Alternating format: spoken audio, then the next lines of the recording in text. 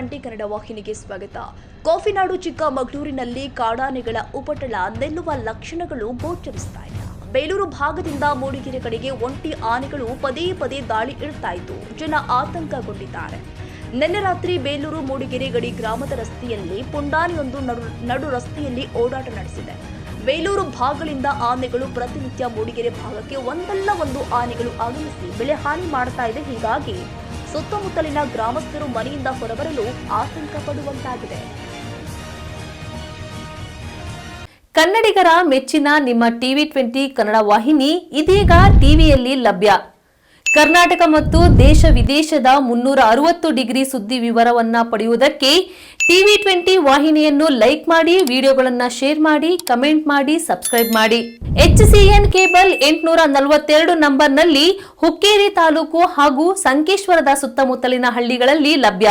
PCN cable 129 ನಂಬರ್ನಲ್ಲಿ ಹಾರುಗೆರೆ ಸುತ್ತಮುತ್ತಲಿನ ಹಳ್ಳಿಗಳಲ್ಲಿ ಲಭ್ಯ.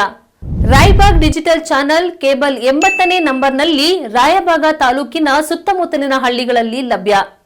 UDCN ಕೇಬಲ್ ನೆಟ್ವರ್ಕ್ ಉಗಾರ ಸುತ್ತಮುತ್ತಲಿನ ಹಳ್ಳಿಗಳಲ್ಲಿ ನಿಮ್ಮ ಟಿವಿ 20 ಕನ್ನಡ ವಾಹಿನಿಯೂ ಲಭ್ಯ.